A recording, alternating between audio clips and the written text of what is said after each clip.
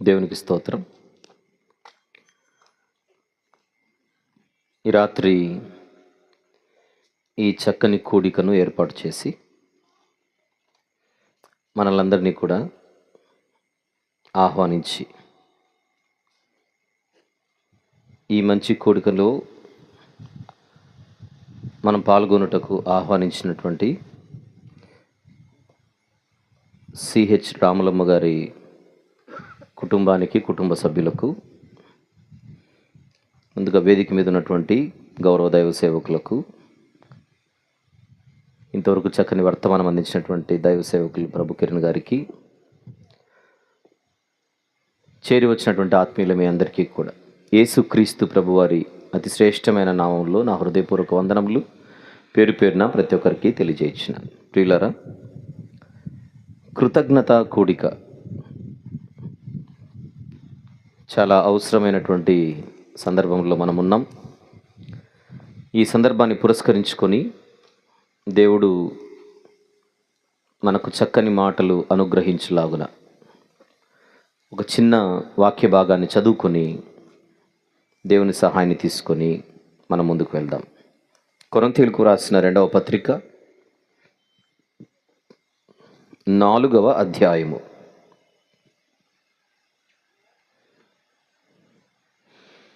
కొరింథీయులకు వ్రాసిన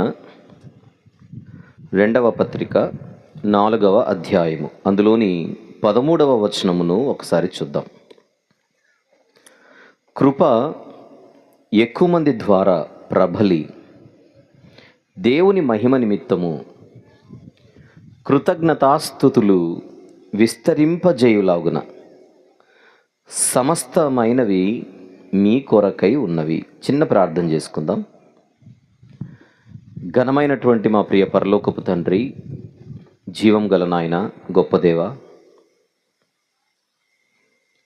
మీ ప్రియకుమారుడు, మా ప్రభు, ప్రియ రక్షకుడు యేసుక్రీస్తు ప్రభువారి పరిశుద్ధమైన నామంలో మేమందరం ఇటు రీతికి రాత్రి వేళ కూడుకొని ఈ చక్కని సభలో కలిసి మీ వైపు చూచుటకు మీరిచ్చినటువంటి గొప్ప భాగ్యమును బట్టి, అర్హత యోగ్యత లేని మేము ఆయన నామములోనే శిలువ సింహాసనం యొద్ద నుండి మీ వైపు చూచుటకు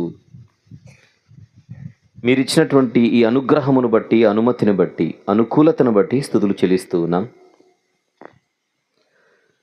ఇంతవరకు చక్కని మాటలు సభకు మీరు అనుగ్రహించినందుకు కృతజ్ఞతలు చెల్లిస్తూ, మరిన్ని మాటలు మేము నేర్చుకొని మా జీవితాలను మరింత మేము మెరుగుపరుచుకున్నట్టుకు సహాయము చేయమని, ఇందు నిమిత్తం మీ ఆత్మ సహాయమును సమృద్ధిగా మాకు ప్రసాదించమని ప్రాధేయపడుచు యేసు ప్రభువారి ఘనమైన నామములోనే ప్రార్థనా మనవులు మీకే సమర్పించుచున్నాము తండ్రి. ఆమెన్. ప్రభునందు ప్రియులారా,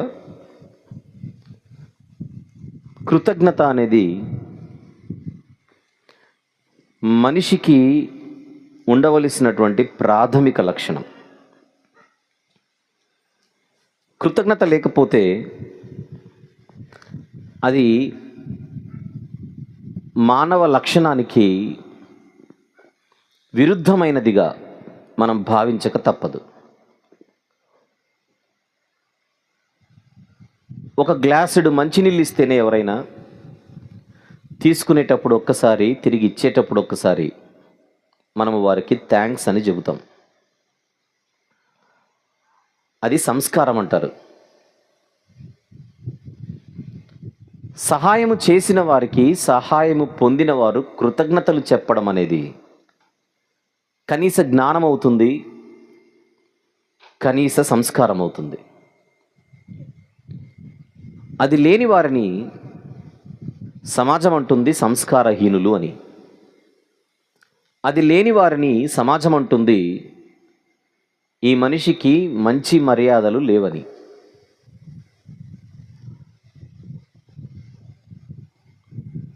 చిన్నపిల్లలను మనము బడిలో చేర్పిస్తే ప్రాథమిక స్థాయిలో, అత్యంత ప్రాథమిక స్థాయిలో ఆ పిల్లలకు అటు ఆంగ్ల భాషలోను, తెలుగులోను కొన్ని పద్యాలు లేదా రైమ్స్ అనేవి నేర్పిస్తారు. అక్షర జ్ఞానం రాకముందే వారికి నోరు తిరగడానికి, నాలుక అలవాటు పడడానికి, భాషపై వారికి అవగాహన రావడానికి, భాష వారికి అలవాటు అవ్వడానికి కొన్ని పద్యాలు నేర్పిస్తారు. ఆంగ్ల భాషలో అయితే రైమ్స్ అని నేర్పిస్తారు. తద్వారా పిల్లలు భాషకు అలవాటు పడతారు. ఏ పద్యాలైతే వారికి నేర్పిస్తారో ఆ పద్యాలు అర్థవంతమైనవిగా ఉంటాయి. పిల్లలకు తెలియకుండానే ఆ పద్యాల ద్వారా బడిలో సంస్కారాన్ని నేర్పిస్తూ ఉంటారు. అందులో కొన్ని ఎవరైనా మనకు సహాయం చేసినప్పుడు వారికి థ్యాంక్స్ చెప్పాలి అనే అర్థముతో కూడుకున్న పద్యాలు పసిపిల్లలకు నేర్పిస్తూ ఉంటారు పాఠశాలల్లో. అది నెమ్మదిగా జీవితంలో అలవాటై మనము తరచూ దాదాపుగా ప్రతి దినము కూడా ఏదో ఒక సందర్భంలో ఎవరో ఒకరికి మన కృతజ్ఞతలు తెలియజేస్తూనే ఉంటాం. ఇకపోతే కృతజ్ఞత భావము గనుక మనిషికి లేకపోతే ఏమవుతుంది అనే ప్రశ్న గనుక మన ఎదురుగుంటే దానికి సమాధానం, అది కాస్త నెమ్మదిగా ఒక భయంకరమైనటువంటి ప్రమాద స్థాయికి చేరుకుంటుంది మనిషి తత్వం. కృతజ్ఞత భావము లేని చోట ప్రమాదం అనేది భర్తీ చేస్తూ ఉంటుంది. ఉదాహరణకు, కని పెంచినటువంటి తల్లిదండ్రుల ఎడల పిల్లలు కృతజ్ఞతా హృదయము గనుక లేకపోతే వారికి ఏమవుతుంది? తల్లిని తల్లిగా చూడలేరు, తండ్రిని తండ్రిగా చూడలేరు, పాఠాలు చెప్పినటువంటి ఉపాధ్యాయులను గురువులుగా చూడలేరు. ఈరోజు మనము జాగ్రత్తగా గమనిస్తే చదువు చెప్పే ఉపాధ్యాయులను సహితం విద్యార్థులు తరగతి గదిలోనే హేళన చేస్తూ వారిని తక్కువగా నీచంగా చూసేటువంటి కుసంస్కారం ఈరోజు మనకు సమాజంలో కనబడుతోంది. ఒకప్పుడు చదువు చెప్పే గురువులంటే ఎంతో గురుభక్తి. అక్కడెక్కడో వారు వస్తున్నారంటే ఇక్కడే మనం పక్కకు జరిగి ఆయనకు ఎదురుగా నడవడానికి కూడా 1-2 సార్లు ఆలోచిస్తాం. ఎంత పెద్దవారమైనా చిన్నప్పుడు అక్షరాలు నేర్పించిన గురువులు కనబడితే వారికి మనం ఇచ్చే మర్యాద అంత ఇంత కాదు.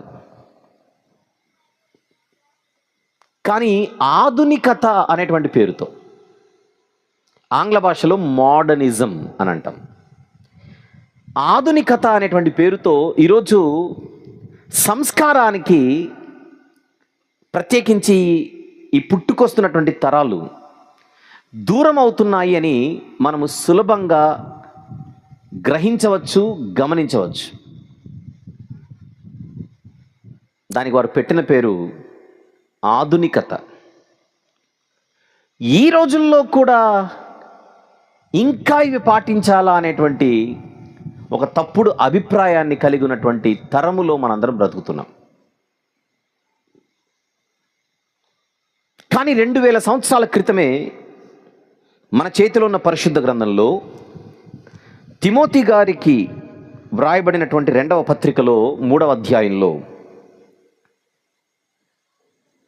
ప్రారంభం నుంచి జాగ్రత్తగా గమనిస్తే, తిమోతి గారికి వ్రాసిన 2వ పత్రిక 3వ అధ్యాయము ప్రారంభము నుంచి, అంత్యదినములలో అపాయకరమైన కాలములు వచ్చును. ఏ కాలములు? అపాయకరమైన కాలములు. సహజంగా అపాయం అంటే ప్రమాదం. ప్రతిరోజు మనము ప్రమాదాల గురించి చదువుతూ ఉంటాం, వింటూ ఉంటాం. ఉదాహరణకు రోడ్డు ప్రమాదాలు. రోడ్డు ప్రమాదాలు జరగకుండా ఎన్నో జాగ్రత్తలు మనకు ఆ రోడ్డు వెంబడి సైన్ బోర్డ్స్ పైన మనకు కనబడుతూ ఉంటాయి, హెచ్చరికలు. స్పీడ్ బ్రేకర్ ఉంది, అక్షర రూపంలో కానీ బొమ్మ రూపంలో కానీ చూపిస్తారు ప్రమాదానికి దూరం అవడానికి. రోడ్డు మలుపు తిరుగుతోంది, జాగ్రత్త, లేదంటే ప్రమాదం.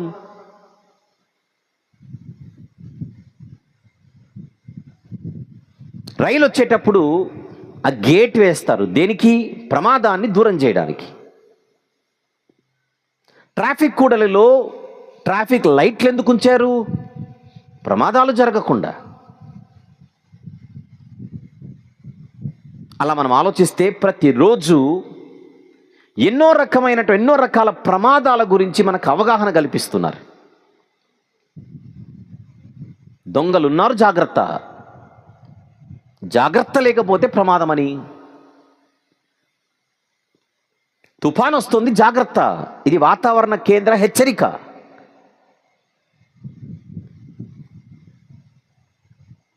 వర్షము, వరద, తుఫాను,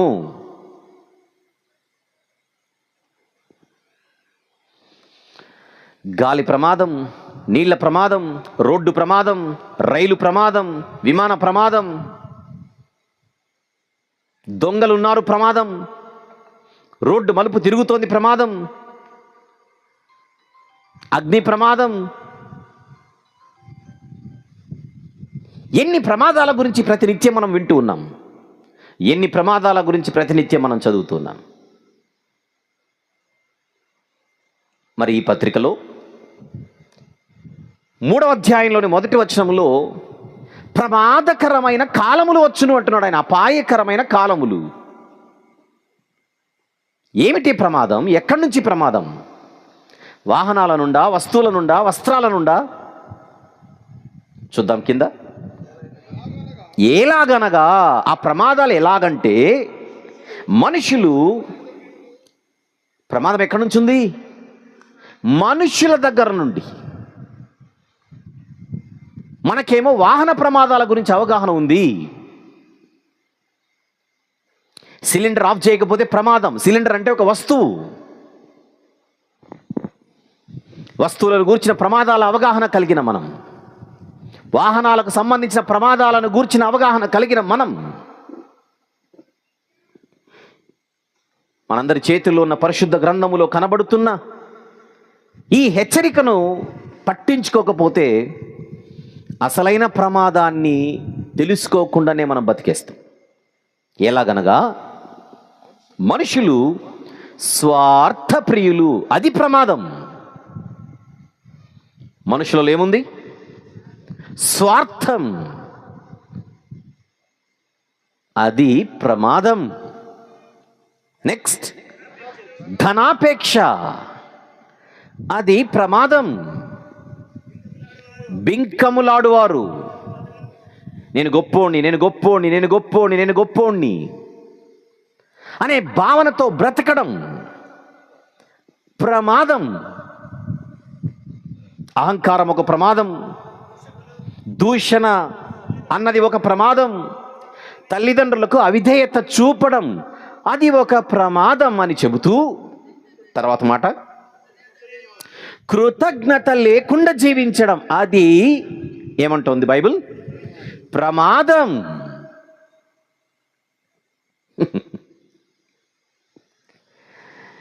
ప్రతినిత్యము ఎన్నో ప్రమాదాల గురించి చదివే మనం, వినే మనం, ఆలోచించే మనం, గమనించే మనం, పాటించే మనం, వీటిని అసలు మనము పట్టించుకున్న దాఖలాలు ఏమైనా ఉన్నాయా? ఏంటో అవి చదువుతుంటే చాలా సింపుల్గా అనిపించట్లా?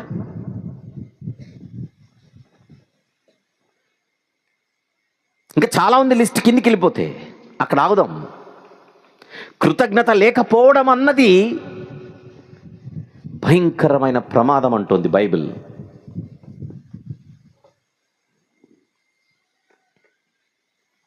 సమాజంలో 2 రకాల ప్రజలు ఉంటారు.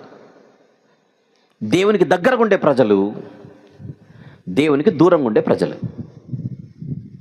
నేను దేవునికి దూరంగా ఉండే ప్రజల గురించి మాట్లాడట్లేదు ఈ రాత్రి సభలో. దేవునికి దగ్గరగా ఉండే వాళ్ళ గురించే మాట్లాడుతున్నాను. కారణం, ఈ అధ్యాయము అందులోని ఈ మాటలు దేవునికి దగ్గరగా ఉండే వారికి చెబుతున్న మాటలు, దేవునికి దగ్గరగా ఉండే వారి గురించి చెబుతున్నటువంటి మాటలు. దేవునికి దగ్గరగా ఉండేవారు అంటే బైబిల్ పరిభాషలో సంఘములో ఉండేవారు. ఈ మాటలు సంఘములో ఉన్న వారికి చెబుతూ సంఘములో ఉన్న వారి గురించి చెబుతున్న మాటలు.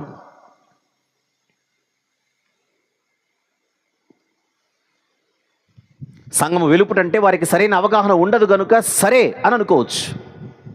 కానీ ఈ అధ్యాయంలోని ఈ మాటలు ఎవరికి చెప్పబడుతున్న మాటలు, ఎవరి గురించి చెబుతున్న మాటలు? సంఘము లోపల ఉన్న వారి గురించి. ఒకసారి పై అధ్యాయానికి వెళ్దాం. 2వ అధ్యాయం 20-21 వచనములు చూద్దాం. ముందుగా అదే పత్రికలో 2వ అధ్యాయము 20-21 వచనములు. గొప్ప ఇంటిలో వెండి పాత్రలును బంగారు పాత్రలును మాత్రమే గాక కర్రవి మంటివి కూడా ఉండును కదా. ముందుగా కదా, ఒక ధనవంతుని ఇల్లు ఉంది, పెద్ద ఇల్లు, గొప్ప ఇల్లు.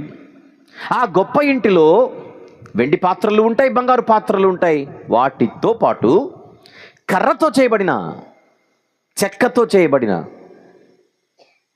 వస్తువులు ఉంటాయి, మట్టితో చేయబడినవి కూడా ఉంటాయి. చెప్పండి, ఏవి విలువైనవి? సహజంగా చూస్తే వెండి బంగారముతో చేయబడిన పాత్రల, కర్ర మట్టితో చేయబడిన పాత్రల? సామాజికంగా జనరల్గా ఆలోచిద్దాం. వెండి బంగారు పాత్రలే విలువైనవి. అందుకే కొన్ని ఘనతకును, వాటిలో కొన్ని ఘనహీనతకు వినియోగించబడును. అవుదాం. ఒక ఇంటిలో బంగారు వస్తువులు మిస్ అయ్యాయి, బంగారం పోయింది, కనబడట్లా. నగలో ఏవో వెదికారు, ఎంత వెతికినా, ఎంతసేపు వెతికినా అవి దొరకలేదు. అవసరమైతే చివరికి ఎక్కడికి వెళ్తారు? పోలీస్ స్టేషన్కి వెళ్తారు.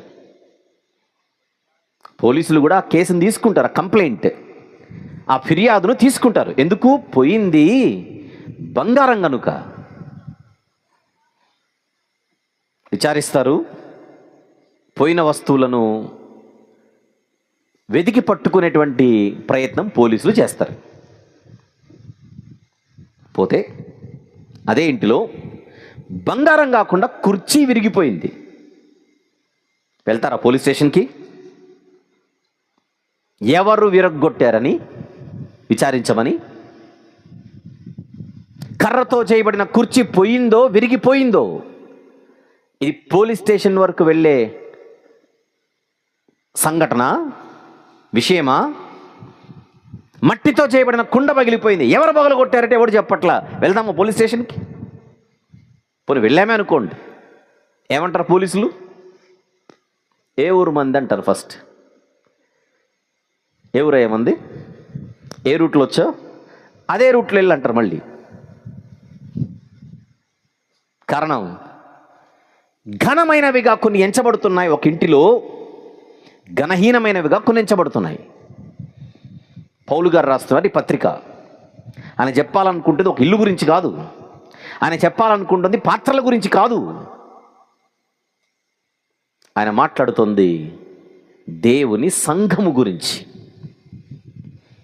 అక్కడ ఇల్లు అంటే ఇల్లు కాదు, సంఘము. అందుకే క్రింద 21వ వచనంలో ఎవడైనను అంటే మనుషులా? ఎవడు అంటే అర్థం ఏంటి? మనిషే. ఎవడైనను వీటిలో చేరక. ఏంటి ఎవడు అంటున్నాడు, వీటి అంటున్నాడు ఏమిటి?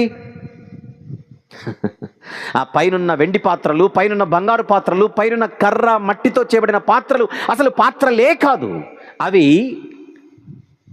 వ్యక్తులను సూచిస్తున్నటువంటి వస్తువులు. అలంకార భాషలో చెప్పబడినటువంటి వచనం అది. ఎవడైనను వేటిలో చేరక ఘనహీనమైన వాటితో చేరక.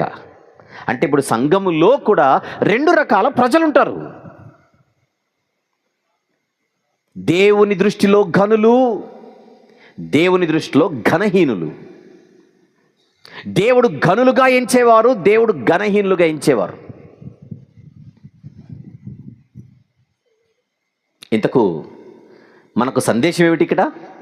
మీరు ఎవరితో జత కట్టాలి అని అడిగితే చెబుతోంది, దేవుని దృష్టిలో ఘనహీనులుగా ఉన్న వారిని కనిపెట్టండి, వారితో జత కట్టకండి. ఒకవేళ కడితే మీ పవిత్రతను కోల్పోతారు. బైబిల్ చెప్పలేదా? సాంగత్యము విషయములో జాగ్రత్తని చెప్పిందా బైబిల్? సాంగత్యము విషయములో జాగ్రత్త. ఇప్పుడే గుర్తు చేశారు సేవకులు. అపోస్తలుల బోధ ఎందును, నెక్స్ట్ సహవాసమందును. ఏ సహవాసమందును? దేవుని పిల్లల సహవాసం, దేవుని దృష్టిలో ఘనులైన వారితో సహవాసం. మొదటి సందేశం అంతా సహవాసం గురించి మనం విన్నాం. ఇంతకు మన సహవాసం ఎవరితో ఉంది? బైబిల్ చెబుతోంది, దేవుని దృష్టిలో ఘనులైన వారితో మాత్రమే మీరు సహవాసం చేయాలి, లేదంటే సహవాస దోషం అంటుకుంటుంది, వారి ప్రభావం. ఆలోచించండి. కొన్ని సందర్భాల్లో పెద్దలు అంటుంటారు, ఒరే నువ్వేంటో మాకు తెలియాలంటే కొంతమంది నీ ఫ్రెండ్స్ పేర్లు చెప్పు అంటుంటారు. అప్పుడప్పుడు వాడి స్నేహితుల పేర్లు చెబితే వీడేంటో చెప్పేయచ్చు. ఇప్పుడు అంతేనా? ఇలాంటి వారితో వీడు జత కడుతున్నాడు, వీడి రుచులేంటి, వీడి అభిరుచులేమిటి? ఈరోజు దేవుని పిల్లలుగా ఈ రాత్రి సభలో కూడుకున్నటువంటి మన సహవాసం ఎవరితో ఉండడానికి మనం ఇష్టపడుతున్నాం? బైబిల్ క్లియర్గా మాట్లాడుతుంది స్పష్టంగా.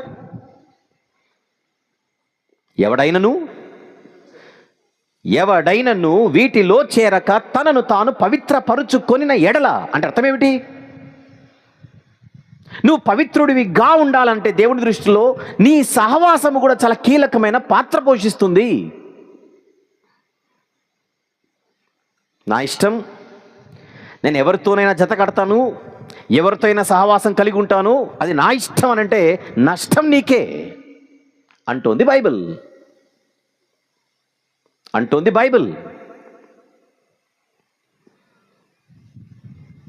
ఎవడైనను వీటిలో చేరక తనను తాను పవిత్రపరుచుకొనిన ఎడల వాడు పరిశుద్ధపరచబడి యజమానుడు వాడుకొనుటకు అర్హమై ప్రతి సత్కార్యమునకు సిద్ధపరచబడి ఘనత నిమిత్తమైన పాత్ర అయ్యుండును. పై వచనంలో పాత్ర అంటే వస్తువు కాదు, మనమే. దేవుని దృష్టిలో ఏ రకమైన పాత్రలము మనము? దేవుని దృష్టిలో ఏ రకమైన పాత్రలము మనము? ఎవరిని వాడుకోవడానికి దేవుడు ఇష్టపడతాడు? తన దృష్టిలో ఘనమైన వారిని. దేవునికి ఘనమైన పాత్రలు కావాలి. వారిని ఉపయోగించుకోవడానికి దేవుడు ఇష్టపడతాడు, వారిని వాడుకోవడానికి దేవుడు ఇష్టపడతాడు. ఇంతకు సంఘములో ఘనహీనమైనటువంటి వాళ్ళు ఎవరు అని అడిగితే కింద చెబుతున్నాడు 3వ అధ్యాయంలో ఒక లిస్ట్ ఇచ్చి, వారు ప్రమాదం. ఎవరు? వీరు ప్రమాదం. ఈ తత్వము కలిగినటువంటి వారు ప్రమాదం. అందులో ఒక గుంపు ఎవరు? కృతజ్ఞత లేనివారు. కృతజ్ఞత లేని వారితో జాగ్రత్త. ఈ కూడిక పేరేమిటి? కృతజ్ఞత కూడిక. లేకపోతే ఏంటి అని అడిగితే బైబిల్ అంటుంది డేంజర్, అపాయము. ఎప్పుడు మనం కృతజ్ఞత కలిగి ఉంటాం? ఒకరు మనకు చేసినది మనము గుర్తించినప్పుడు. గుర్తించకపోతే ఆ కృతజ్ఞత వేషధారణ అవుతుంది. మరి బైబిల్ ఏమంటుంది? యెహోవా దయాళుడు, ఆయనకు కృతజ్ఞతాస్తుతులు చెల్లించండి. అంటే ఇప్పుడు దేవునికి మనం కృతజ్ఞతాస్తుతులు చెల్లించాలంటే ముందు మనకి ఏం అర్థం కావాలి? ఆయన దయాళుత్వం అర్థం కావాలి. దయాళుత్వం అంటే మంచితనం. ఆంగ్ల భాషలో గుడ్ అని ఉంటుంది. దయాళుత్వం అంటే దయగలిగిన వాడు అనే అర్థంలోకి వెళ్ళకండి, మంచివాడు. అది పాయింట్ అక్కడ. దేవుడు మంచివాడు గనుక ఆయనకు కృతజ్ఞతాస్తుతులు చెల్లించండి.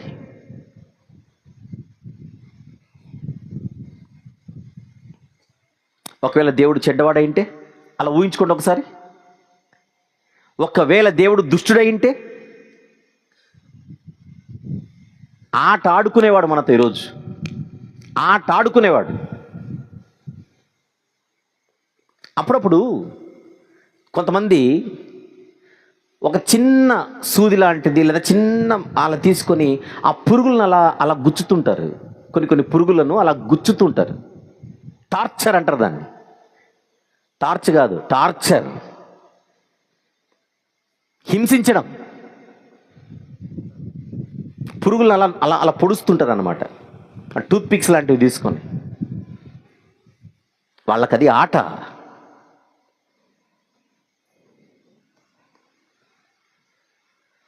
ఎవరైనా ఉగ్రవాదులకు గనక దొరికితే వాళ్ళు మామూలుగా వాళ్ళు చెర పట్టుకొని వెళ్ళిపోయి ఉంటే ఉగ్రవాదులు మామూలుగా చంపరు. ఏం చేసి చంపుతారు? చిత్రవద, టార్చర్, హింస.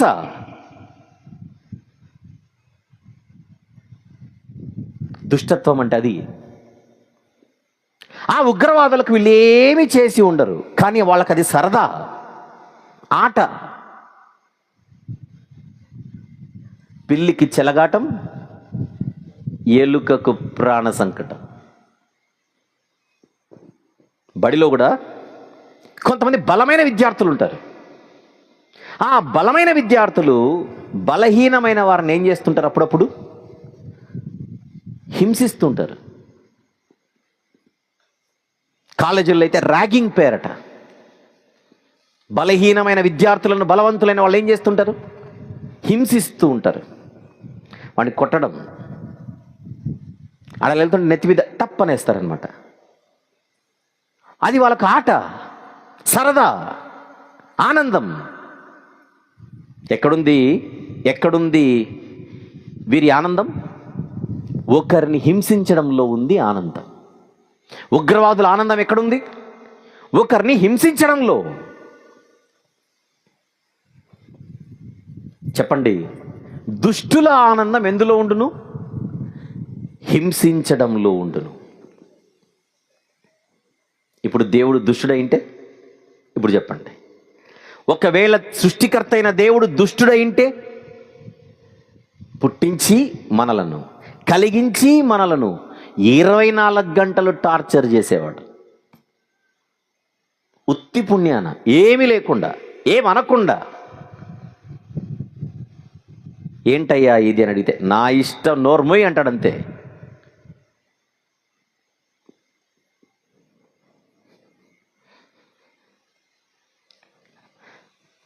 కానీ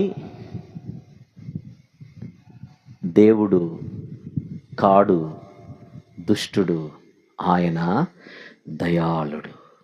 అందుకే ఈరోజు ఇంత హాయిగా మనం బ్రతుకుతున్నాం.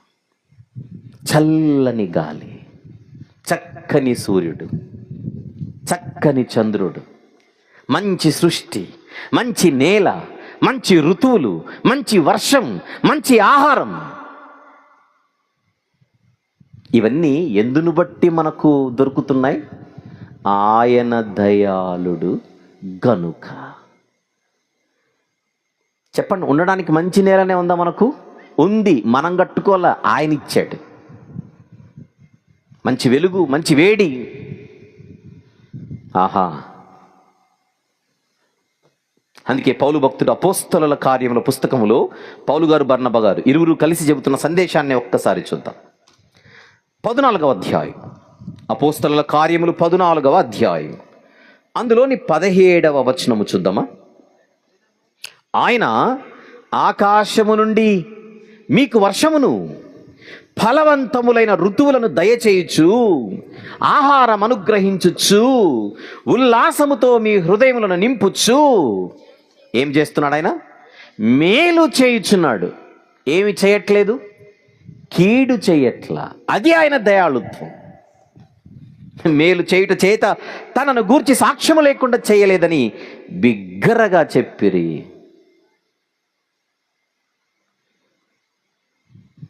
అంటే ఒక్కసారి ఈ సృష్టిని అంతటినీ కనుక గమనిస్తే ఏంటి మనము గమనించగలగాలి? దేవుని యొక్క దయాళుత్వాన్ని. అనుభవించడం మాత్రమే సరిపోదు.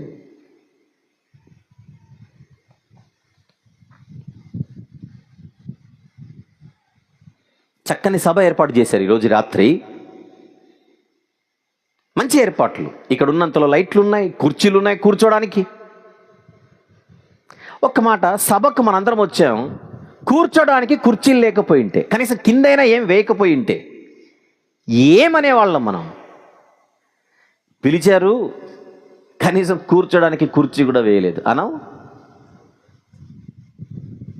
వేయకపోయింటే అనేవాళ్ళం. ఇప్పుడు విషయం ఏంటంటే వేశారు, కూర్చున్నాం, కానీ వేసిన వాళ్ళు గుర్తుకు లేరు మనకు. అలా కూర్చొని వెళ్ళిపోతాం అంతే.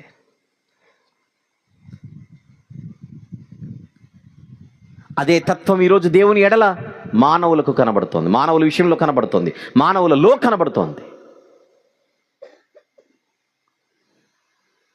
ఈరోజు ఇంత చక్కని సౌకర్యానికి, ఈ జీవితానికి కారకుడు ఎవరు? అందుకే జగదుత్పత్తి మొదలుకొని సృజింపబడిన వస్తువులను ఆలోచించటం వలన దేవుడేంటో సహజంగా, సాధారణంగా ప్రాథమిక విషయాలు మనకు అర్థమవుతాయి. రోమపత్రిక 1వ అధ్యాయం, రోమీలకు రాసిన పత్రిక 1వ అధ్యాయం 19 నుంచి చూద్దాం.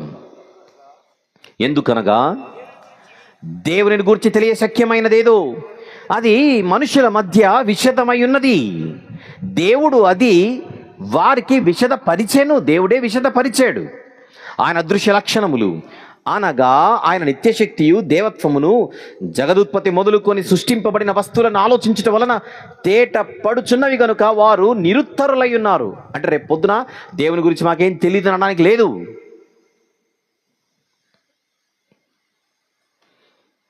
మన కళ్ళ ముందు అనుభవించేదంతా మనం మంచిని అనుభవిస్తున్నాం ఈరోజు. ఆ మంచిని మనకిచ్చిన మంచివాడెవరు? బైబిల్ అంటోంది సృష్టికర్త దేవుడు. అలా సృష్టిని కలిగించిన దేవుడు మనిషికి జన్మనిచ్చాడు. మీకు, నాకు, మనకు. మనిషి అనగానే శరీరము, ప్రాణము, ఆత్మ కాదా? మనిషి అంటే శరీరము, ప్రాణము, ఆత్మ, గర్భఫలము, దేవుడిచ్చు బహుమానము. నన్ను, నిన్ను, మనలందరినీ మన తల్లిదండ్రులకు బహుమానంగా ఇచ్చింది ఎవరు? దేవుడు. దేవుడిచ్చాడు కనుక మనం పుట్టాం. తల్లిదండ్రులకు మనలందరినీ బహుమానంగా ఇచ్చిందే దేవుడు. ఈరోజు ఈ కుటుంబంలో ఒక కుమారుని పుట్టినరోజు లేదా జన్మదినం, అంటే ఈ లోకంలో అడుగు పెట్టిన దినం, ఈ బిడ్డను లేదా ఈ కుమారుణ్ణి ఈ తల్లిదండ్రులకు ఇచ్చింది ఎవరు? సృష్టికర్త అయిన దేవుడే. ఈ సృష్టిని కలిగించిన ఆయనే ఈ కుమారుడిని ఈ తల్లిదండ్రులకు ఇవ్వడం జరిగింది. ఇప్పుడు దేవుని ఎడల కృతజ్ఞత ఎవరికి ఉండాలి? తల్లిదండ్రులకు ఉండాలి, పుట్టిన కుమారునికి ఉండాలి. మా ఇంట్లో నాకు ఉండాలి, మా ఇంట్లో నా తల్లిదండ్రులకు ఉండాలి. నా తల్లి గర్భమందు నన్ను నిర్మించిన వాడవు నీవే అంటున్నాడు దావీదు భక్తుడు. ఇంకా నా అంతరింద్రియములను నీవే కలుగజేసితివి. అయితే నెక్స్ట్ ఏమంటున్నాడో చూద్దాం. 139వ కీర్తన, కీర్తనల గ్రంథములోని 139వ కీర్తన, అందులోని 13వ వచనము నుండి చూద్దాం. నా అంతరింద్రియములను, అందరు చూస్తున్నాం కదా, నా అంతరింద్రియములను నీవునా నీవేనా? నీవే అంటే ఇంకెవరు కాదని నీవే కలుగజేసితివి. నా తల్లి గర్భమందు నన్ను నిర్మించిన వాడవు మళ్ళీ నీవే. నీవు నన్ను కలుగజేసిన విధము చూడగా భయమును ఆశ్చర్యమును నాకు పుట్టుచున్నవి అని చెప్పి ఇప్పుడేమంటున్నాడు చూడండి, అందును బట్టి నేను నీకు కృతజ్ఞతాస్తుతులు చెల్లించుచున్నాను అంటున్నది ఎవరిక్కడ? రాజైన దావీదు. నన్ను రాజుగా చేసినందుకు, నాకు ఒక సింహాసనం ఇచ్చినందుకు, నాకు ఒక రాజ్యాన్ని ఇచ్చినందుకు, ఈ అధికారాన్ని ఇచ్చినందుకు, అవన్నీ తర్వాత నేను రాజు అవ్వాలంటే, ఈ సింహాసనం ముందు కూర్చోవాలి అంటే, ఇంత సువిశాలమైనటువంటి రాజ్యాన్ని పరిపాలించాలంటే, ఈ హోదా, ఈ ఘనత, ఈ స్థితి నాకు రావాలంటే ముందు నేను పుట్టాలిగా. ఆ రోజు దావీదు గారు రాజు. ఈరోజు మనం ఇక్కడ కొందరు వ్యాపారం చేసుకుంటున్నారు, కొందరు ఉద్యోగాలు చేస్తున్నారు, కొంతమందికి కొన్ని స్థితులు ఉన్నాయి. ఈరోజు ఏదో ఒక స్థితులు, టీచర్లు ఉండొచ్చు ఇక్కడ, క్లర్కులు ఉండొచ్చు ఇక్కడ, ఆఫీసర్లు ఉండొచ్చు ఇక్కడ, పని చేసుకునే వాళ్ళు ఉండొచ్చు ఇక్కడ. మనం ఏ పనిలో ఉన్నా, ఏ ఉద్యోగంలో ఉన్నా, ఏ వ్యాపారంలో ఉన్నా, ఇవన్నీ మనం చేసుకోగలుగుతున్నామనంటే ముందుగా మనం ఏం కావాలి? పుట్టాలి. ఆ పుట్టుకనిచ్చిన వాడే దేవుడు. దీనికి భక్తుడు అంటున్నాడు, భక్తి శ్రద్ధలతో దేవా నీకు నేను కృతజ్ఞతాస్తుతులు చెల్లించుచున్నాను. పుట్టుకనిచ్చినందుకు. దేవుడు నీ జీవితంలో ఏం చేశాడని ఎవరికైనా మైక్ ఇస్తే, నాకు 10 సంవత్సరాలు ఉన్నప్పుడు ఒకటి, 15 సంవత్సరాలకి ఇంకొకటి, 20 సంవత్సరాలకి ఇంకొకటి అని అప్పుడప్పుడు ఆయన ఏదో మేలు చేసినట్టుగా మనం చెప్పేస్తుంటాం. దేవుడు అంటే అప్పుడప్పుడు మేలు చేసేవాడు కాదు. ఈ భూమి మీద అడుగు పెట్టక ముందే మనకు మేలు చేయించు మన ఉనికికి కారకుడు ఆయన.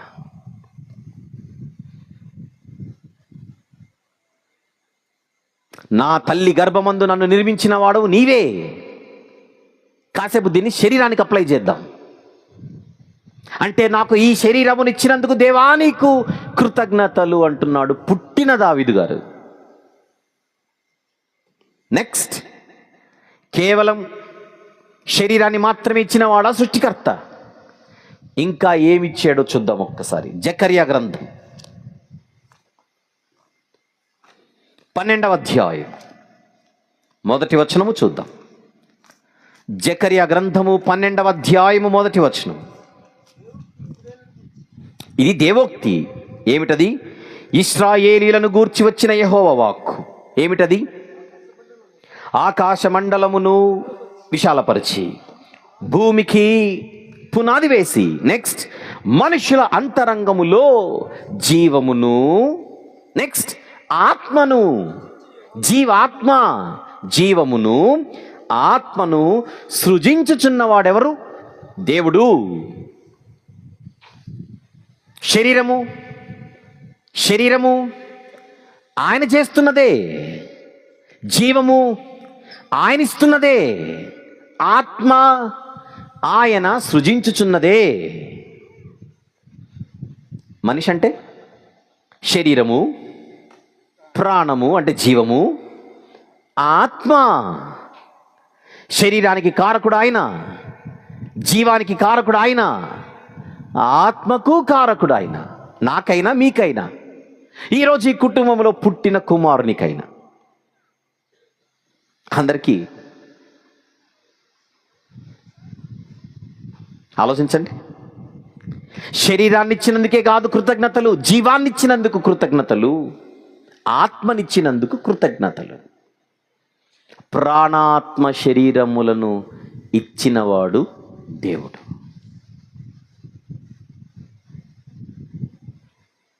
దేవుడు అంటే శరీరానికి మాత్రమే కాదు సృష్టికర్త, జీవమునకును ఆత్మకును కూడా ఆయనే సృష్టికర్త.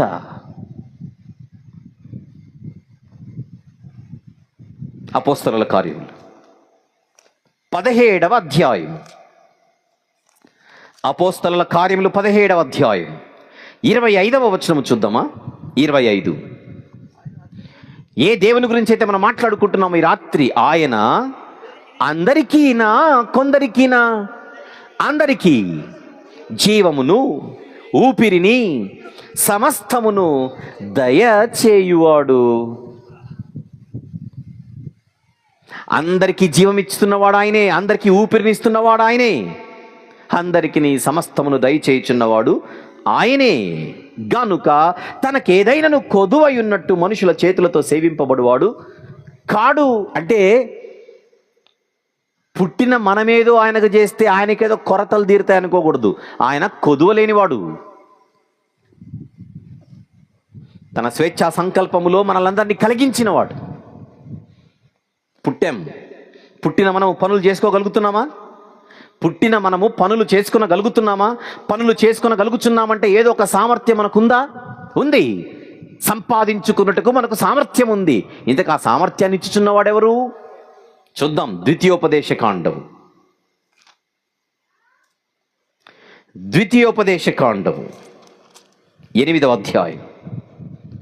8వ అధ్యాయం 18వ వచనము చూద్దాం. 18వ వచనం. కాగా నీ దేవుడైన యెహోవాను జ్ఞాపకము చేసుకొనవలెను. యెహోవా అంటే సృష్టికర్త. ఎందుకు జ్ఞాపకం చేసుకోవాలి? ఏలయనగా తాను నీ పితరులతో ప్రమాణము చేసినట్లు తన నిబంధనను నేటి వలె స్థాపింపవలెనని మీరు భాగ్యము సంపాదించుకొనుటకై మీకు సామర్థ్యము కలుగజేయువాడు ఆయనే. ఆయనే, నీవే అన్నాడు ఇందాక అక్కడ. ఆయనే. ఏమిటో, సృష్టినిచ్చినది ఆయనే, శరీరాన్ని ఇచ్చినది ఆయనే, జీవమునిచ్చినది ఆయనే, ఆత్మనిచ్చినది ఆయనే, పనులు చేసుకోవడానికి సామర్థ్యము కలుగజేయుచున్నవాడు ఆయనే. చెప్పొద్దు కృతజ్ఞతలు. గ్లాసుడు మంచినీళ్ళకి చెప్తున్నా, మర్చిపోకండి.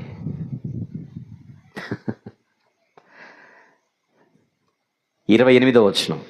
అపోస్తలుల కార్యములు 17వ అధ్యాయం. రివర్స్లో చెప్పే వచనాలు ఫస్ట్ చెప్పి. అపోస్తలుల కార్యములు 17వ అధ్యాయం 28వ వచనం. మనము ఆయన యందు బ్రతుకుచున్నాము, మనము ఆయన యందు చలించుచున్నాము, మనము ఆయన యందు ఉనికి కలిగి ఉన్నాము. బ్రతకడానికి, కదలడానికి, ఉనికి కలిగి ఉండడానికి మనకు ఆధారం ఆయనే. గమనిస్తున్నారా?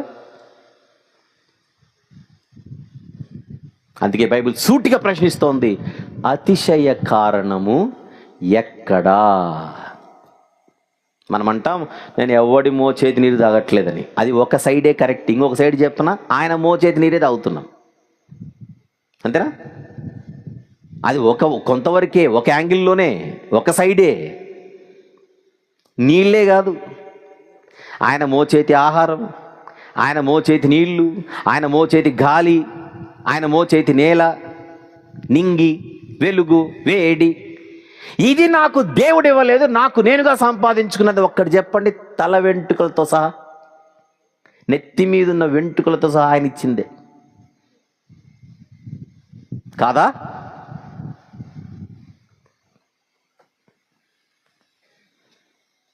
ఇదంతా ఒక ఎత్తు అయితే, ఈ భూమి మీద మనిషి తనకు తానుగా సంపాదించుకున్నది ఒకటి ఉంది. దాని పేరు పాపం. Very good. దీనికి అతిశయించకూడదు, సిగ్గుపడాలి. విషయం ఏంటంటే, అపరాధముల చేతను, పాపముల చేతను చచ్చిన స్థితిలో ఉండగా మళ్ళీ ఆ దేవుడే తన కృపచేత మనలను రక్షించుకుంటున్నాడు. అందును బట్టి సదా మనము ఆయనకు కృతజ్ఞులై ఉండాలి. మనం మొట్టమొదట చదివిన వచనానికి వద్దాం. కొరింథీ 2వ పత్రిక 4వ అధ్యాయం. కృప 13వ వచనం. కృప ఎక్కువ మంది ద్వారా ప్రబలి దేవుని మహిమ నిమిత్తము కృతజ్ఞతాస్తుతులు విస్తరింపచేయాలి. కృప ప్రబలితే కృతజ్ఞత విస్తరిస్తుంది. ఏముంది అక్కడ? కృప ప్రబలితే కృతజ్ఞత విస్తరిస్తుంది. కృప అనగానే వెంటనే మనకు గుర్తుకు రావాల్సిన ఒక సందర్భం ఎఫెసీ పత్రిక 2వ అధ్యాయం. ఎఫెసీ పత్రిక 2వ అధ్యాయము 5వ వచనంలోని చివరి మాట, కృప చేత మీరు రక్షింపబడి ఉన్నారు.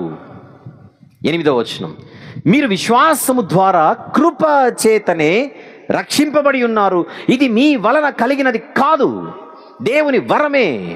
ఏంటో రక్షణ దేవుని వరమే, పుట్టుక దేవుని వరమే, గర్భఫలము దేవుడిచ్చు బహుమానం అంటే వరము, సృష్టి దేవుని బహుమానమే, పుట్టుక దేవుని బహుమానమే, రక్షణ దేవుని బహుమానమే.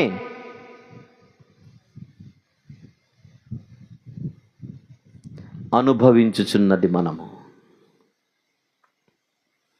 ఏమన్నాడు? కృప చేత మీరు రక్షింపబడినారు. 9వ వచనం, అది క్రియల వలన కలిగినది కాదు గనుక ఎవడును అతిశయపడ వీలు లేదు. రోమీలకు రాసిన పత్రిక 3వ అధ్యాయం, రోమీలకు రాసిన పత్రిక 3వ అధ్యాయం 27వ వచనము చూద్దాం. కాబట్టి అతిశయ కారణము ఎక్కడా? అంతే. సృష్టి గురించి మాట్లాడాను, శరీరం గురించి మాట్లాడాను, ప్రాణం గురించి మాట్లాడాను, ఆత్మ గురించి మాట్లాడాను, రక్షణ గురించి మాట్లాడాను. ఇవే కదా మనిషికి అత్యంత కీలకమైనవి. చెప్పండి, సృష్టి లేకుండా బ్రతకగలమా? నో. శరీరము లేకుండా బ్రతకగలమా? నో. ప్రాణము లేకుండా, ఆత్మ లేకుండా బ్రతకగలమా? నో. సంపాదించుకున్నట్టుకు సామర్థ్యం లేకుండా బతకగలమా? సామర్థ్యం అవసరమేనా మనిషికి? ఎస్. ఆ సామర్థ్యాన్ని ఇచ్చిన వాడు కూడా దేవుడే. చివరికి పాపము వలన వచ్చు జీతము ఏమిటి? పాపం వలన వచ్చు జీతము మరణము. ఏ భేదమును లేదు. అందరూ పాపము చేసి దేవుడు అనుగ్రహించి మహిమను పొందలేకపోతున్నారు. పాపము వలన వచ్చు జీతము మరణము. మళ్ళీ ఆ పాపము నుండి మనల్ని రక్షించుచున్నది కూడా దేవుడే. ఇది ఆయన కృప. అడుగుతోంది బైబిల్, దేవుని మాట సూటిగా, అతిశయ కారణము ఎక్కడా?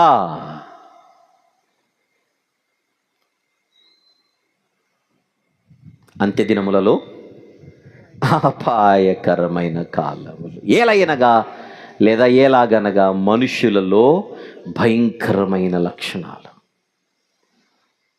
నేను గొప్పోని, నేను గొప్పోని, నేను గొప్పోని. ఎందులో నువ్వు గొప్ప? సృష్టిని చేసినందుకు నువ్వు గొప్పనా?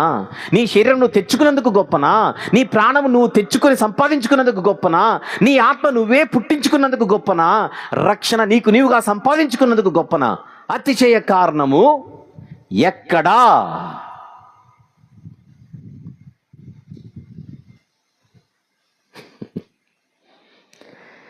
ప్రియమైన దేవుని వారలారా, కృతజ్ఞత లేకపోతే ప్రమాదం. అది చివరికి ఎక్కడి వరకు వెళ్ళిపోతుంది? దేవునికి మనము దూరంగా బతికే పరిస్థితికి. కృతజ్ఞత హృదయం ఎక్కడుండునో మనము దేవుని సన్నిధికి అంత దగ్గరగా ఉంటాం. దేవునికి దగ్గరగా ఉన్న వ్యక్తి దేవునితో సదాకాలం ఉండగలడు. ఈ రాత్రి కృతజ్ఞత కూడికలో ఈ హృదయాన్ని మనం చూస్తున్నాం. ఎప్పటి నుంచో ఈ కుటుంబం ఒక చక్కని కూడిక ఏర్పాటు చేయాలనే ఆలోచనతో ఉండగా ఒక మంచి సందర్భం వారి కుటుంబంలో వారు ఉపయోగించుకుంటున్నారు. ఈ కుటుంబాన్ని ప్రేమించి ఈ కుటుంబంలో దేవుడిచ్చిన బహుమానంగా ఉన్న కుమారులలో ఒక కుమారుడు ఈరోజు ఈ లోకంలో ప్రవేశించి ఎన్నో సంవత్సరాలు దాన్ని పురస్కరించుకొని వారు కుటుంబ సభ్యుల మధ్య కాకుండా ఈ చక్కని కూడికను ఏర్పాటు చేసి ఇంతమంది సేవకులను ఆహ్వానించి, ఇంతమంది ఆత్మీయులను ఆహ్వానించి శరీర ఆహారముతో పాటు ఈ ఆత్మీయ ఆహారాన్ని అందించాలి, వడ్డించాలి అనే ఆలోచన వారు చేయడం ఈ కుటుంబానికి ఎంతో దీవెనకరం. ఈ కుటుంబ సభ్యులతో పాటు ఇక్కడున్న మనందరము కూడా ఈరోజు దేవుని ఎడల ఇప్పుడు ప్రస్తావించినటువంటి ఈ సభలోని ఈ కారణాలను బట్టి ఎంతమంది మనలో దేవుని ఎడల కృతజ్ఞత కలిగి ఉన్నాం? ఒక్కసారి ఆలోచించండి. గుర్తుపెట్టుకోవడం చాలా ఈజీ. ఒక్కసారి సృష్టిని చూడండి. ఇచ్చింది దేవుడు, సదా కృతజ్ఞులై ఉందాం. ఒక్కసారి మన శరీరాన్ని గుర్తించుకుందాం. శరీరము, ప్రాణము, ఆత్మ మర్చిపోవడానికి వీల్లేదు. ముఖ్యమైన 5 విషయాలు చెప్పాను. నంబర్ 1 సృష్టి, నంబర్ 2 శరీరము, నంబర్ 3 ప్రాణము, నంబర్ 4 ఆత్మ, నంబర్ 5 రక్షణ. ఇవే కదా మనిషికి అత్యంత కీలకమైనవి. నేను ముగించే ముందుగా ఒక మాట ఇక్కడ ప్రస్తావించాలనుకుంటున్నాను. పరిశుద్ధ గ్రంథంలో దేవుడు అనగానే సృష్టికర్త, ఆయనను మనం తండ్రి అని పిలుచుకుంటున్నాం. బైబిల్లో మనకు తండ్రి అయిన దేవుడు కనబడతాడు. ఆయనను సృష్టికర్తగా మనం చూస్తాం. చెప్పండి, ఇప్పుడు మనం కృతజ్ఞత కలిగి ఉండవలసింది తండ్రి అయిన దేవునికేనా? తండ్రి అయిన దేవుని ఎడల మనం కృతజ్ఞత కలిగి ఉండాలా? కలిగి ఉండాలి. కానీ ఇదే బైబిల్ అన్నది కలిగి ఉన్నదేదియు ఆయన లేకుండా కలగలేదని మరొకరి గురించి కూడా ప్రస్తావించింది. ఎవరైనా? యేసుక్రీస్తు ప్రభు. కలిగి ఉన్నదేదియు ఆయన లేకుండా కలగలేదంటే ఇప్పుడు సృష్టి ఉంది అంటే ఈ సృష్టిలో ఆయన పాత్ర ఉందా లేదా, ఆయన హస్తం ఉందా లేదా, ఆయన పని ఉందా లేదా ఒక్కసారి ఆలోచించండి. ఉంది. ఇప్పుడు కృతజ్ఞత కలిగి ఉండడం అంటే తండ్రి ఎడల మాత్రమేనా, కుమారుడైన యేసుక్రీస్తు ప్రభు ఎడల కూడానా? చెప్పండి. కుమారుడైన యేసుక్రీస్తు ప్రభు ఎడల కూడా. ఇప్పుడు ఒక మాట చూద్దాం. యోబు గ్రంథము చూసి ముగించుకుందాం. యోబు గ్రంథము 33వ అధ్యాయము 4వ వచనం. యోబు గ్రంథము 33వ అధ్యాయము 4వ వచనం ఏముంది? దేవుని ఆత్మ నన్ను సృజించెను అంటే మనిషిని సృజించడంలో తండ్రి పాత్ర ఉంది. నెక్స్ట్ కుమారుని పాత్ర ఉంది. నెక్స్ట్ పరిశుద్ధాత్మని పాత్ర కూడా ఉంది. సృష్టిలో లేదా పరిశుద్ధాత్మని పాత్ర? దేవుని ఆత్మ జలములపై అల్లాడుచుండెను అంటే సృష్టిలో ఆయన ప్రమేయం ఉంది, ఆయన హస్తం ఉంది, ఆయన పని ఉంది. గుర్తుపెట్టుకుందాం, బైబిల్లో వీరిని తండ్రి, కుమార, పరిశుద్ధాత్మ అనే పేర్లతో బైబిల్ మనకు పరిచయం చేసింది. సృష్టిని సృష్టించడంలో తండ్రి పాత్ర ఉంది. చెప్పండి. కుమారుని పాత్ర ఉంది, పరిశుద్ధాత్మ పాత్ర ఉంది. దేవుని ఆత్మ నన్ను సృజించానంటున్నాడు ఇక్కడ 33వ అధ్యాయం యోబు గ్రంథం 4వ వచనంలో. అంటే మనిషిని సృష్టించడంలో కూడా తండ్రి పాత్ర ఉంది. చెప్పాలి. కుమారుని పాత్ర ఉంది. నెక్స్ట్ పరిశుద్ధాత్మని పాత్ర ఉంది. మరి రక్షణ విషయంలో హెబ్రీ పత్రిక 9:14, హెబ్రీలకు రాసిన పత్రిక 9వ అధ్యాయం 14వ వచనము చూద్దాం. నిత్యుడగు ఆత్మ ద్వారా తనను తాను దేవునికి నిర్దోషిగా అర్పించుకున్న క్రీస్తు. ఇక్కడ ముగ్గురు కనబడుతున్నారు, గమనించండి. నిత్యుడగు ఆత్మ ద్వారా. ఎవరి ఆత్మ? పరిశుద్ధాత్ముడు. తనను తాను ఎవరైనా? ప్రభు అయిన యేసుక్రీస్తు వారు. పక్కన దేవుడు అనే పదం కనపడుతుంది. ఎవరి గురించి అది? తండ్రి అయిన దేవుని గురించి. ఇప్పుడు చెప్పండి, అది మన రక్షణ గురించేనా? బలియాగ సందర్భం అది, బలియాగ ప్రస్తావన. యేసుక్రీస్తు ప్రభు యొక్క బలియాగములో ఎవరెవరున్నారు? తండ్రి, కుమార, పరిశుద్ధాత్మ. ఆ బలియాగమే కదా మనకు రక్షణకు కారణం. ఇప్పుడు మనము మొదటి నుంచి మాట్లాడుకుంటున్నాం. సృష్టిని బట్టి దేవునికి కృతజ్ఞతలు, ప్రాణాత్మ శరీరములను బట్టి దేవునికి కృతజ్ఞతలు, మన రక్షణను బట్టి దేవునికి కృతజ్ఞతలు. ఇప్పుడు దేవుడు అనగానే మనకు ఎవరెవరు గుర్తుకు రావాలి? తండ్రి, కుమార, పరిశుద్ధాత్మ. ఇది బైబిల్లోని దేవుని ఉనికిలోని బహుళత్వం. అందుకే బైబిల్లోని మొదటి పేజీలో మన స్వరూపమందు మన పోలిక చొప్పున నరులను చేయుదము అన్నాడంటే నరులను చేయడంలో మన ముగ్గురు ఉండాలి కలిసి. బహువచనం, బహుళత్వం. అందుకే కొంతమందికి తెలియక తండ్రి ఎడల మాత్రమే కృతజ్ఞత భావం కలిగి ఉంటారు. అది అవగాహన లోపము. తండ్రి అయిన దేవుని ఎడల ఉన్నంత కృతజ్ఞత భావము కుమారుడైన యేసుక్రీస్తు ప్రభు ఎడల లేకపోతే తండ్రిని కూడా ఘనపరచనట్టే. కారణం, తండ్రిని కుమారుడిని ఒప్పుకోవాలి. తండ్రిని ఘనపరచువాడే కుమారుని ఘనపరచువాడు, కుమారుని ఘనపరచువాడే తండ్రిని ఘనపరచువాడు. ఈ ఇద్దరిని ఘనపరిచేవాడు పరిశుద్ధాత్మని సమానంగా ఘనపరిచి తీరతాడు. ఎవరైనా సరే గుర్తుపెట్టుకోండి, తండ్రికి ఇచ్చినంత ప్రాధాన్యత కుమారునికి ఇవ్వకపోయినా, కుమారునికి ఇచ్చినంత ప్రాధాన్యత పరిశుద్ధాత్మనికి ఇవ్వకపోయినా, పరిశుద్ధాత్మనికి ఇచ్చినంత ప్రాధాన్యత కుమారునికి తండ్రికి ఇవ్వకపోయినా ఇది సంపూర్ణత్వము కాదు. అది అవగాహన లోపము, అజ్ఞానం అవుతుంది. అది సరైన విధానము కాదు, సరైన పద్ధతి కాదు. అది ఎవరైనా సరే అన్నాడా? నరులను మన స్వరూపమందు మన పోలిక చొప్పున నరులను చేయుదము అంటే అనే ఆయన ఉన్నాడు. చెప్పండి, ఎవరితో అయితే అన్నాడో వాళ్ళు కూడా ఉన్నట్టేగా. దీనిని సమగ్ర పరిశోధన అని అంటారు. సమగ్ర పరిశోధన, ఈ పదాలైనా ఫస్ట్ అర్థం కావాలి, కొంతమందికి అర్థం కావు. సమగ్ర పరిశోధన అంటే అన్నిటినీ తీసుకొని ఆలోచించడం, ఒక్కటి తీసుకొని ఎగరడం కాదు.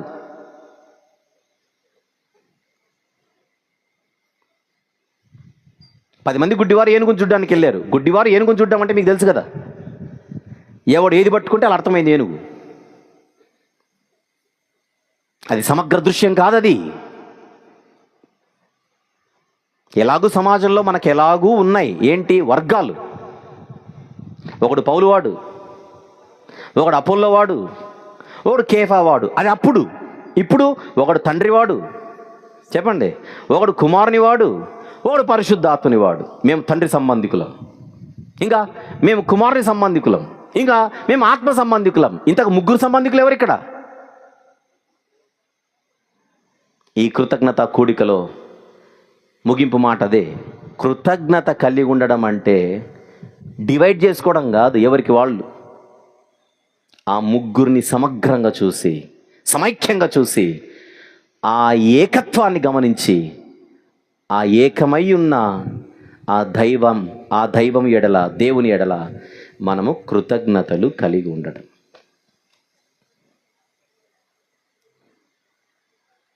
ముగిస్తున్నాను. బైబిల్లో ఉంటుంది, ఇది దేవుని కృప అని తండ్రి గురించి మాట్లాడతాడు. తెలుసు కదా మీ అందరికీ. దేవుని కృప మీకు తోడే. ఎగ్జాంపుల్ మాట్లాడుతున్నా, దేవుని కృప వలన మనం రక్షింపబడ్డాం. ఎవరిది కృప ఇది అనుకోండి కాసేపు. తండ్రి. అవునా? తండ్రి కదా కృప అనగానే. మరి సేవకులేంటి?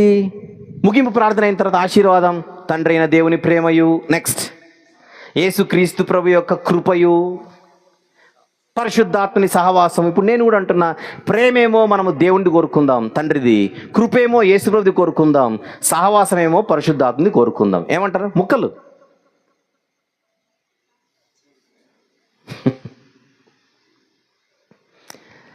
అది కాదుగా, అలా కాదుగా. అక్కడే ఉంటాయి అన్నీ. మనకు ఆలోచించడానికి ఓపిక ఉండదు, అంతే. ఈ రాత్రి సామాన్యులుగా మనందరము కూడా ఈ కృతజ్ఞత కూడికలో ఎవరి ఎడల మనం కృతజ్ఞత కలిగి ఉండాలని అడిగితే, తండ్రి కుమార పరిశుద్ధాత్మనే ఈ ఏకమై ఉన్న ఈ దేవుని ఎడల మనము సదా, చెప్పండి, కృతజ్ఞులై ఉండాలి. ఇది అర్థమైతేనే ధన్యులం, లేదంటే అన్యులం. ఆలోచించండి. రైట్? ప్రార్థన చేసుకుందాం. ప్రేమగల తండ్రి, జీవం గల నాయన, కృపగల దేవ, గొప్ప రాజా, ఈ రాత్రి కృతజ్ఞత కూడికలో మీరు ఇచ్చిన మాటలను బట్టి స్తుతులు చెల్లిస్తున్నా. వాస్తవాలు ఆలోచిస్తూ మేము ఉండడానికి సృష్టినిచ్చిన వారు మీరు, మనుషులుగా ప్రాణాత్మ శరీరం అనుగ్రహించిన వారు మీరు, బ్రతకడానికి సామర్థ్యం ఇచ్చిన వారు మీరు, పాపం నుంచి విమోచన రక్షణ దయచేసిన వారు మీరు, భవిష్యత్తులో మహిమను కూడా ఇవ్వబోతున్న వారు మీరే. అందును బట్టి మా హృదయపూర్వక కృతజ్ఞత స్తుతి స్తోత్రములు. మీ ప్రియ కుమారుడు, మా ప్రభు ప్రియ రక్షకుడైన యేసుక్రీస్తు ప్రభు వారి ఘనమైన నామములో పరిశుద్ధాత్మని సహాయముతో మీ బంగారు పాదముల చెంత పెట్టి సమర్పించి వేడుకొనుచు తండ్రి, ప్రత్యేకంగా ఈ యొక్క రాత్రి, ఈ యొక్క కూడిక ఎవరిని బట్టి, ఏ సందర్భాన్ని బట్టి జరుగుతోందో తండ్రి, ప్రత్యేకించి ఆ కుటుంబాన్ని ప్రార్థనలు ఎత్తి పట్టుకొనొచ్చు. మీ కుమారుని మీరు ప్రేమించి గత కాలమంతా మీరు కాచి కాపాడి మరొక నూతన సంవత్సరంలోనికి అడుగు పెట్టుటకు మీరు చూపిన కృపను బట్టి మీకు కృతజ్ఞత స్తుతి స్తోత్రములు చెల్లిస్తూ ఈ కుటుంబాన్ని మీ హస్తాలకు అప్పచెప్పుచు గొప్ప రక్షణ అనుభవాన్ని ఈ కుటుంబంలో నింపమని, మీ దయాళుత్వమును రుచి చూస్తూ వారు వర్ధిల్లుటకు సహాయం చేయమని మరొకసారి మిమ్మల్ని మాత్రమే స్తుతిస్తూ ఘనపరచు యేసు ప్రభు వారి పరిశుద్ధ నామములోని ప్రార్థనా మనవులు మీకే సమర్పించుచున్నాము తండ్రి. ఆమేన్. తండ్రి యొక్కయు, కుమారుని యొక్కయు, పరిశుద్ధాత్మని యొక్కయు ప్రేమ కృప సహవాసములు మనతోను సార్వత్రిక సంఘం అంతటితోను సదాకాలము తోడయుండి అత్యున్నతంగా నడిపించునుగాక. ఆమేన్. అందరికీ వందనాలు.